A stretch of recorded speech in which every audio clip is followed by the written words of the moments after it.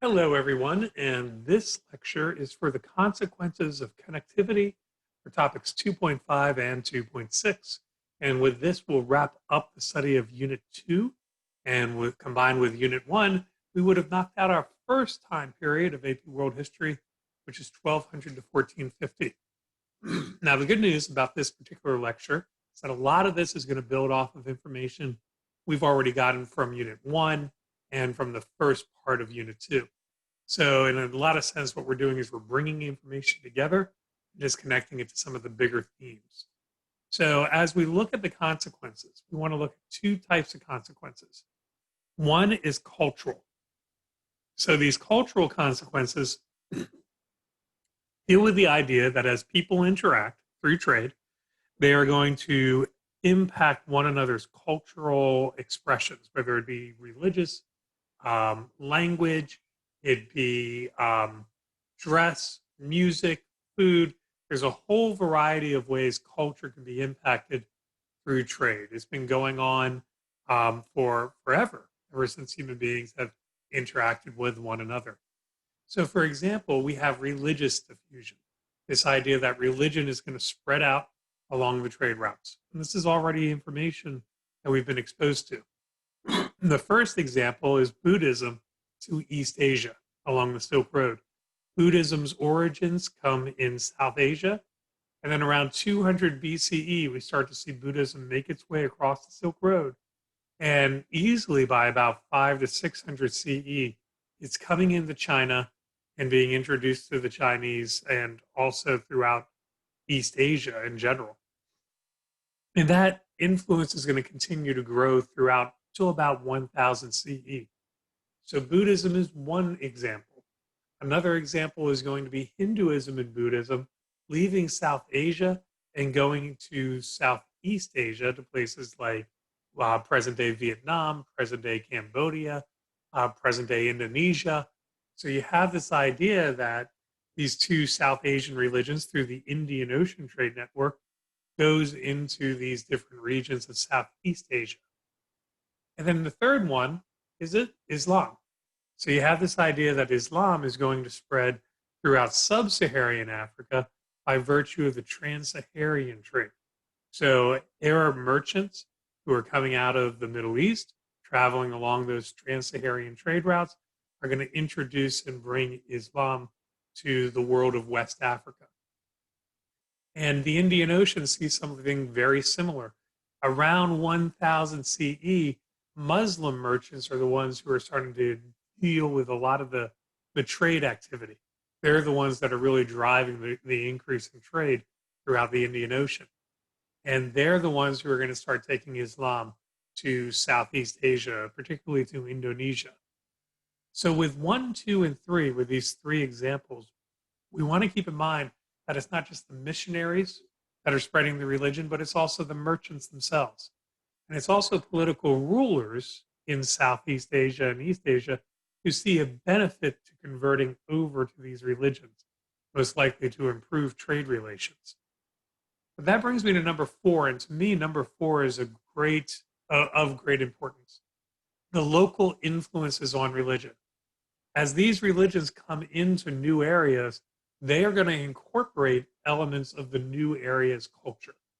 So, for example, as Islam comes into Indonesia, it's going to incorporate practices of the Indonesian culture that existed there before Islam.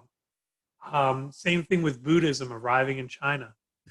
Taoism and traditional practices of Chinese religions are going to influence and lead to the creation of Mahayana Buddhism, which is a form of Buddhism that has divine figures, that also has heavens, salvations, things that are more found in traditional religion than the Theravadian Buddhism that comes out of South Asia, which is much more abstract and almost cerebral.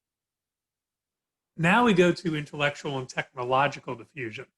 So one of the examples of the intellectual technological diffusion is in maritime innovations. When we talk about maritime innovations, we're talking about ship-related innovations. Things like the compass and the stern post rudder, both of which are developed in China and then start to make their way out throughout the Indian Ocean Trade Network as other sailors interact with the Chinese and get access to these innovations. The Latine sail and the astrolabe, those two inventions are going to come from Muslim merchants. And those two inventions are going to improve navigation for the ships on the open sea. This exchange of technology that comes along with the trade exchange is going to expand into the Mediterranean world, bringing a lot of these innovations for shipbuilding, ship design up into Western Europe, which will influence the what we call the age of discovery later. Gunpowder is another weapon that the Mongols are going to be critical in expanding and introducing to other Western societies. And we'll see after the Mongols, the gunpowder becomes the backbone to a strong empire. But that's coming down the road, and that's largely because of the Mongols' interaction with different groups of people. The Mongols had used gunpowder-based weapons, and now those weapons are starting to expand through to West Europe, where it's going to significantly alter West European history. And then lastly, we had the scientific concepts. If you remember back in Unit 1, we talked about the world of Dar al-Islam and how this world had intellectual knowledge that was based on the ancient Greeks and the ancient South Asian civilizations.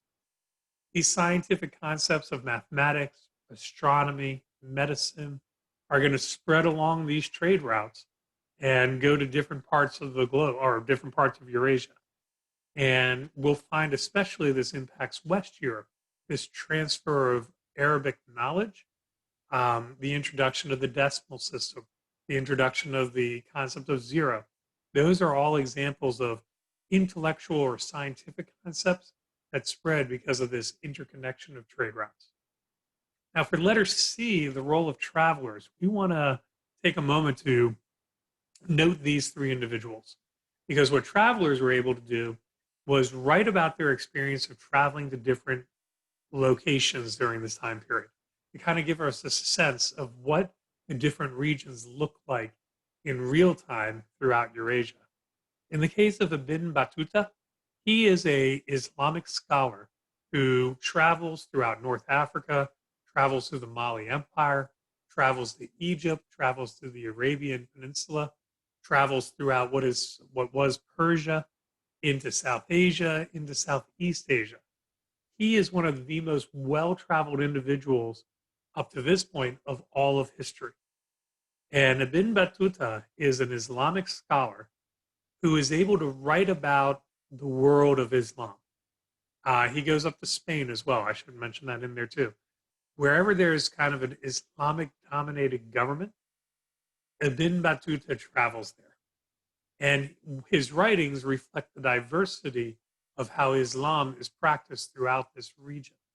So even though we talk about how Islam acts as a unifying agent for this large region, and that political stability that comes from that is going to encourage trade, we also want to recognize that because of Islam's interaction with local traditions, there's going to be diversity of expression of belief. And that's what Ibn Battuta is able to speak to. Marjorie Kemp is an English woman who travels on a series of religious pilgrimages that get her into Rome, get her into Jerusalem, as well as various other important religious centers of West and East Europe, as well as some of the Middle East. So to her, we can read her works and understand the Mediterranean world a lot better. But she is also a middle-class woman who was not able to read or write. Her biography is written, or her autobiography is written as the result of her dictating her experiences to a writer. And she represents a completely different viewpoint of the devout Catholic going on religious pilgrimages. So we get a whole different view of the world. And then lastly, we get Marco Polo, who travels from Venice to China along the Silk Road. And a Venetian merchant is going to give us a lot of insight into the trade activities between the East and the West. Eventually, Marco Polo makes his way out to China. He's a guest of the court of the Kublai Khan, who is the emperor of the Yuan dynasty and a descendant of Genghis Khan. And Marco Polo's writings is going to capture the fascination of Europe with the Eastern world and is going to be part of motivation to go out and discover this world for themselves. And then the last cultural consequence is linguistic developments, the idea that new languages pop up. So one such example is Swahili. Swahili, a language along the East African coast, is going to be a combination of Bantu with Arabic. So when you have these Muslim merchants engaging in trade with the East African coast, the two languages are going to come together and a cross between those two languages will emerge called Swahili. In South Asia, we get Urdu, which is going to be taking Farsi from the Persian culture, Arabic from the Middle East and from the Islamic culture, and Hindi from South Asia, and combining those three languages together into one language that still is used today in Pakistan. So I should mention, I should have put this into the notes, but the Cyrillic alphabet, which is going to be a result of the Russian world, or sorry, the Slavic Germanic. Let me try that all again. The Slavic people of East Europe represent a Germanic tribe. The Byzantines represent a continuity of Greek culture. When those two come into contact with each other, you have the Slavic language coming into contact with the Greek language, and that combines and forms into the Cyrillic alphabet. So we can see how language developments are an example of the cultural consequences of connection. So now we go to the second part of this, which is the environmental consequences of connectivity. So the idea is that our planet is affected by human trade. And the environment, the natural environment, is affected. So one way it's affected is through the movements of crops. The introduction of champa rice is spread to China along pre-existing trade routes that connect South Asia to East Asia through Southeast Asia. And we all know that the champa rice is going to spark population growth in China. What we also want to understand is that champa rice becomes widely planted throughout East Asia. Champa rice is not native to East Asia. So what's happening is biodiversity of plants is being compromised. Native plants to China are being pushed out by the introduction of champa rice. So the environment is undergoing a change. In the case of sub-Saharan Africa, the champa rice equivalent is bananas, or are bananas. So bananas come out through the Indian Ocean Trade Network, come into Madagascar, and then get introduced through trade to the Swahili city-states along the East African coast. Banana cultivation takes off after that, and the banana can grow in many more climates than other crops native to Africa. And as a consequence, the banana is going to become a staple for much of this region of sub-Saharan Africa. And it's going to support the growth of the population. Sugar, cotton, and citrus crops. This is a great example of how the Islamic world that has been created and creates a connection between a variety of regions is going to impact the Mediterranean world. Sugar is a spice, a sweet spice that is in large demand. And as Europeans get introduced to sugar, their demands for sugar increases. So what happens is that sugar starts to get planted in more and more places. The sugar crop begins to take over different environments, different biozones. Now we have a new crop that gets introduced into an area. Cotton, citrus crops follow the same pattern. The idea that Sicily is associated with oranges comes because of this trade interaction between the Islamic world and Italy through the Mediterranean Sea. So what matters is that all of this stuff has an impact on the way land is used. Human beings alter the environment to fit the needs of a society. And that right there is an important element to understand about history, not just for this period of time, but all throughout history. We are constantly altering the environment to suit our needs. What that means is that some plants, some animals are going to thrive because they're very useful to human beings. Other plants and other animals are going to be significantly reduced or die off and go into extinction because they're not as useful to human beings.